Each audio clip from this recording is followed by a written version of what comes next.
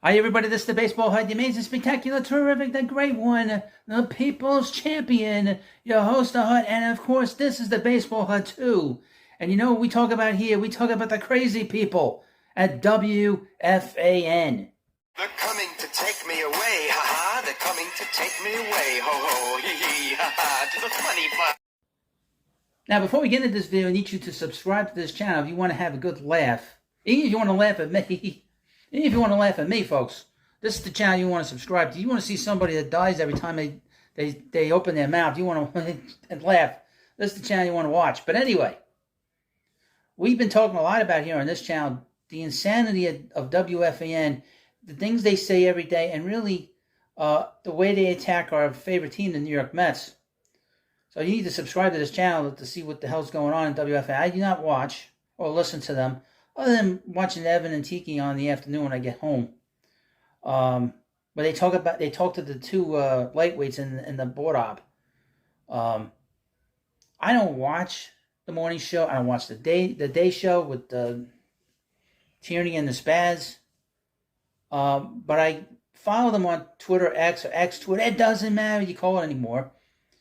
WFAN always posts these things at Odyssey, which is part of the CBS network. And they post all these different headlines and some of the things they discuss on the fan. And they have a morning show called Boomer and Geo. Really, it's Boomer Esiason show. And Boomer's has had that show since Don Imus was fired back in 2007. So he's had that slot for all those years. And before, he had Greg Giannotti there. He had Craig Carton, who turned out to be like a criminal, was in jail for fraud for many years. And then he went back to the fan. He worked with Evan Ross. Well, over the last few years, he's had Greg Giannotti. Now, Giannotti's claim to fame is that he tends to do all these impressions of all these different individuals on the fan. But I notice he never, ever does one impression of Boomer Esiason. Ever. They never make fun of Boomer. Everything's up for grabs on the fan. Gio will make fun of every person on the fan, but he will not do that with Boomer because Boomer will kick his ass. Every person at that radio station is afraid of Boomer. Boomer doesn't have a sense of humor when it comes to himself. He will physically put his hands on you. I saw it on the air when he did it to Imus many years ago. So it's precedent. So they know that if they make fun of him, Boomer will hurt somebody. And Boomer is still in shape, even though he's 60-something years old. Other than Tiki Barber, they're all out of shape on the fan. So they're all a little scared of Boomer. But Gio makes fun of everybody. So Gio has been going after the Mets really since he's been on the air. I mean, that is the mantra of WFAN, that when the Mets never do anything right, and when they do something right, it's always wrong.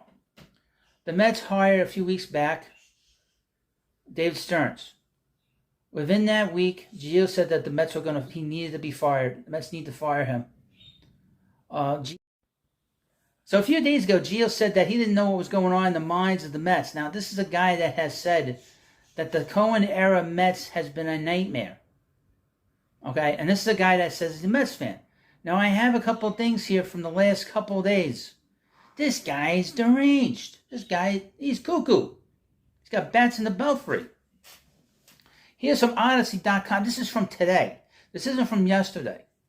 You might not know about this stuff because you don't watch WFAN. You're tired of the corporate message that they put out there. I know I'm on a corporation with Google, but you're going to have to deal with that. All right. Here's the headline.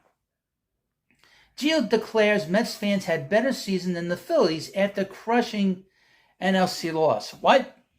Now, I watched the clip. This guy is crazy.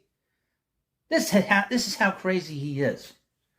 Gio was in high spirits on Wednesday morning. He's got a lot of stuff going on in his head. I didn't know that he had those kind of high spirits.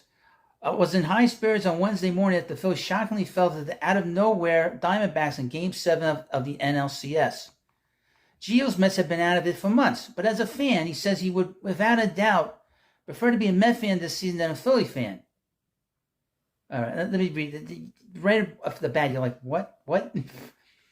Watching the Phillies enjoy themselves in the way they have over the last few years, and this year it's even more intense, and everyone's giving credit to them and their fans, and to watch them go down to the Arizona Diamondbacks at home and have to walk out of there, Gio said. I mean this, I would have rather had the season the Mets had, where I was emotionally detached in June, than deal with that last night. Hey, asshole, you said the team's been a nightmare. Hey, asshole, they were one game away from the World Series. I take that every day, every year.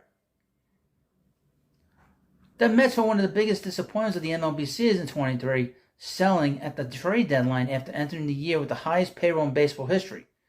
But Greg would rather know his team is out of it at the All-Star break than put that much emotional investment into a playoff run, only to have it end in heartbreaking fashion to a team that had no business being there in the first place. That's the crapshoot of the way that the format is. Quote, when you have expectations, like the Phillies did when they came home 3-2, and you're the big story in baseball, and you lose both of those games, that is a miserable season, Gio said. You won't forget that, and you won't remember a damn thing before that. The feeling that the Phillies fans had last night is not worth the ride. You went to the World Series last year, and you fell short of that. I'd much rather have my team out of it in June. We weren't hurt. We were annoyed, but we weren't hurt. The Met fans had a better season. This guy's an idiot. Like I said, he's crazy. He'll tell you that right here. He'll tell you that. So clearly he has some issues, a lot of issues. But Greg did something on Tuesday. I don't know if this was from Monday's program, but this was put out by Odyssey. I can't believe this. This is just, I don't know, what do they call the people that like pain? They like giving pain? Masochist and a Satanist or something? I don't know what that is. But Gio's theme songs from Odyssey, Greg's theme song for 2024 Mets includes Titanic music. Boomer and Greg were talking about the theme songs of the Braves and the Phillies. As the Phillies broke out their F the Bravos, whoever the F we play, next, and always the Mets during clubhouse celebrations this postseason.